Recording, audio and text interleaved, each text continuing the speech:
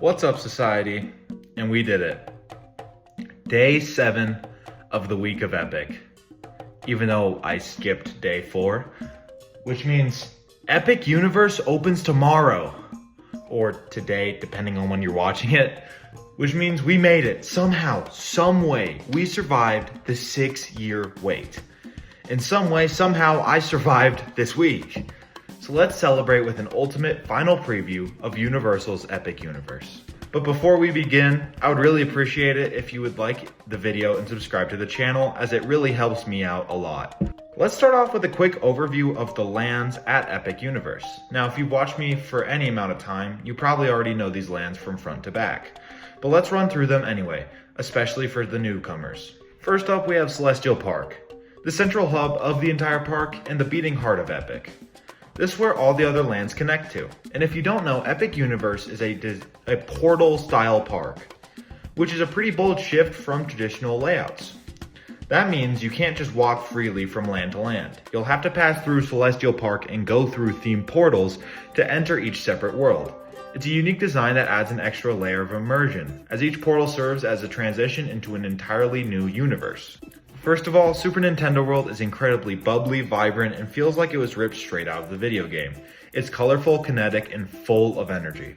The land's interactive elements, like hitting blocks, collecting virtual coins, and unlocking secrets with a power-up band, make it way more engaging than your typical theme park walkthrough. Even the queue for Bowser's Challenge is packed with detail and sets the stage for a ride in a way that pulls you into Mario's world before you even board. And then just when you think you've seen it all, the land transitions into Donkey Kong Country, which also looks like it was lifted right from the game. The theming, the soundtrack, and the layout feel spot on, and it creates a distinct atmosphere that sets it apart from the Mario side of the world. As for the rides, pure innovation. Bowser's Challenge blends real sets with AR technology, creating a whole new way to do a shooting style dark ride. It's not just the screens, it's interactive, competitive, and seriously fun.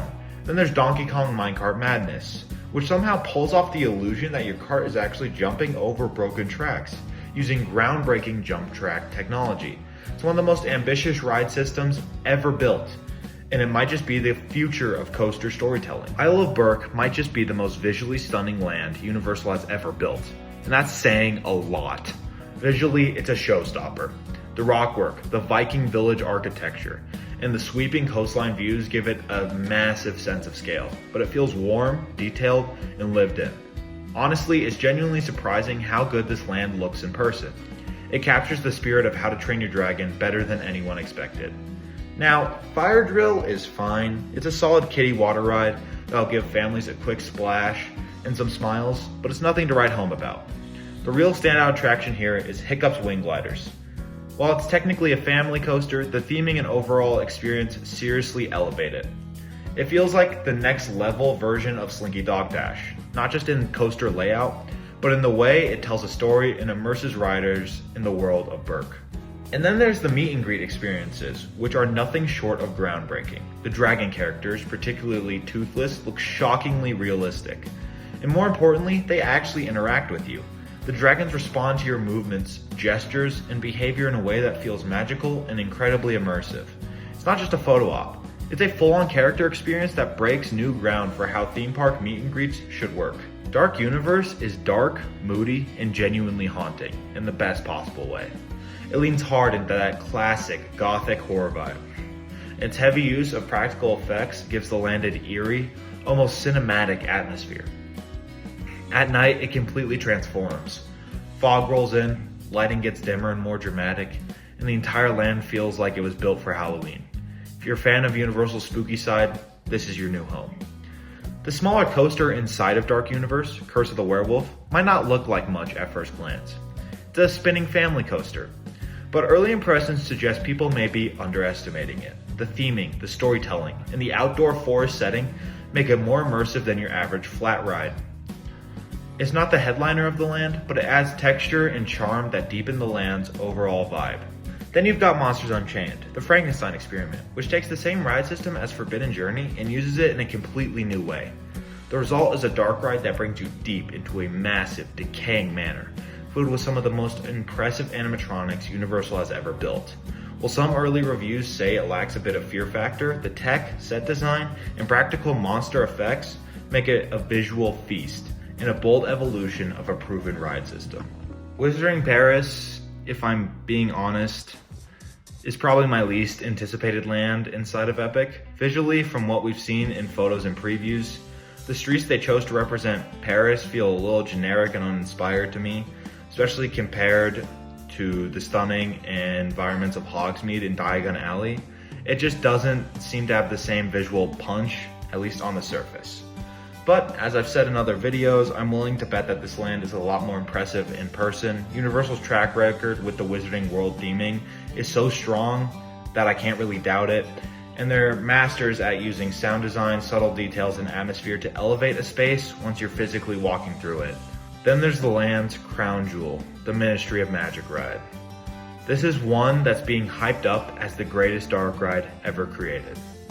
If it lives up to even half of the claims, jaw-dropping effects, cutting-edge ride tech, in fully immersive environments, it could become the new gold standard for dark rides moving forward. It's got some serious expectations riding on it, and it might just deliver. Each of these lands is an innovative work of art, a testament to just how far Universal has come. From groundbreaking ride systems to jaw-dropping theming, Epic Universe isn't just a theme park, it's a statement. These rides aren't rehashes, they're unlike anything we've ever seen before. Blending story, technology, and emotion in ways that push the entire industry forward. Everything about these lands, from the food to the roaming characters to the rides themselves, is omega immersive. It's all top tier, firing on all cylinders in a way that no other theme park has pulled off before. This isn't just another park, it's Universal's biggest swing yet, and it looks like they might have just knocked it out of the park. So get hyped, stay locked in, and prepared to be amazed. And don't worry, my full in a nutshell review is coming soon. I'll be heading to Epic Universe myself in June, and once I've experienced it firsthand, I'll give you the full breakdown. Until then, buckle up, because the future of theme parks is here. And finally, after all the speculation, all the leaks, it's here. Tomorrow, or maybe even today, depending on when you're watching this video, these lands open to the public. And it's all about to change the theme park world forever. Hey Society, thank you so much for watching. If you watched all 6 videos of the week of Epic, I really do appreciate you. So thank you for all your viewership and spending your time here with me as we get prepared for Epic opening tomorrow. This has taken it out of me, so I'm gonna take like 4 days break before I start working on the next video. And yeah, with all that said, if you haven't already, please like and subscribe, as it does help out the channel a lot. Here's the road to 100K. Society out.